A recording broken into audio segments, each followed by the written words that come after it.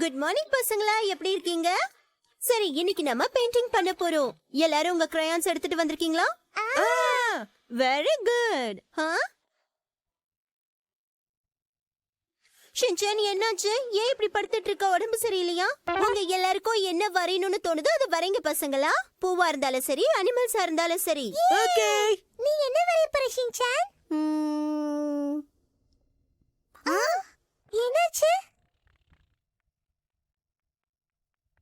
Shinchan, எங்க போற? நில இங்க பாரு ஷின்சான், பெயிண்டிங் ஒரு அற்புதமான கலை. அதை நீ மனசார செய்யணும், புரியுதா?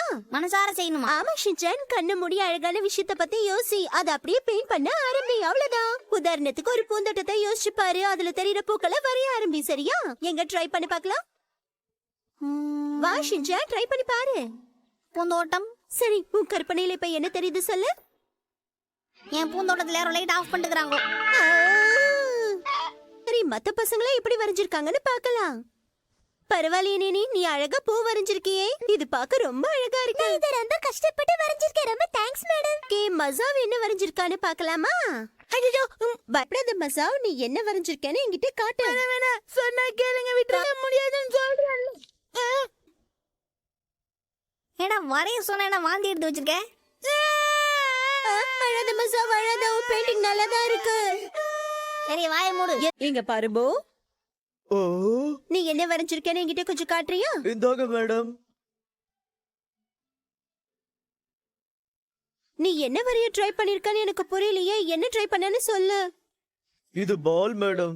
சூப்பர். அசாமா, சொல்லுங்க யோசனாக்கா மேடம். நீ என்ன பெயிண்டிங் வரைஞ்சிருக்க? இது ஒரு டிஃபரெண்டான பெயிண்டிங், நீங்களே பாருங்களேன். கசமா, உன்னோட பெயிண்டிங் உண்மையிலேயே சூப்பரா இருக்கு. அதை இன்னும் எப்படியாவது இம்ப்ரூவ் பண்ணணும்னு பாக்குறேன். ஆனா என்ன கலர் கொடுக்கறதுன்னு எனக்கு தெரியல. அதை காட்டுங்க ஒரு தடவை. எப்படி என் பெயிண்டிங் சூப்பரா இருக்கா?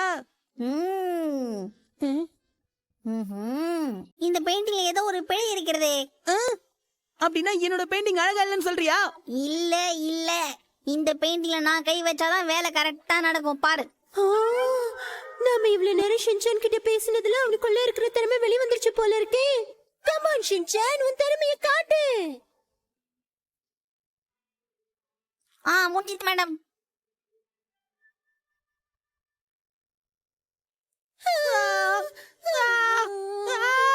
என் மாஸ்டர் பீஸ் பெயிண்டிங் இந்த மாதிரி நாசம் பண்ணிட்டானே. ஓ மேடம், இந்த பையன் அழ வைக்கிறீங்க. எல்லாம் உன்னாலதான் ஷின்சான். கொஞ்ச நேரத்துக்கு யாரையும் தொல்லை பண்ணாம ஒழுங்கா உன் பெயிண்டிங்க வர பார்க்கலாம்.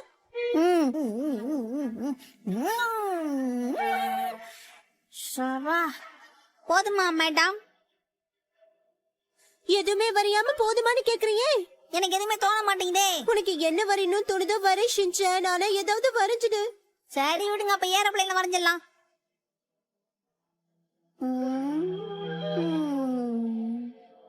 என்ன யோசிச்சுட்டு இருக்க ஷின்சான்? இல்ல மேடம், ஏரோப்ளேனுக்கு பெடல் எங்க வரும்? எங்க பாரு ஷின்சான், நடுவுல பெருசா இருக்கும், 2 பெரிய விங்ஸ் இருக்கும், அதுக்கப்புறம் பின்னாடி 3 விங்ஸ் இருக்கும். Okay madam. ஏரோப்ளேன் எப்படி பறக்கும்னு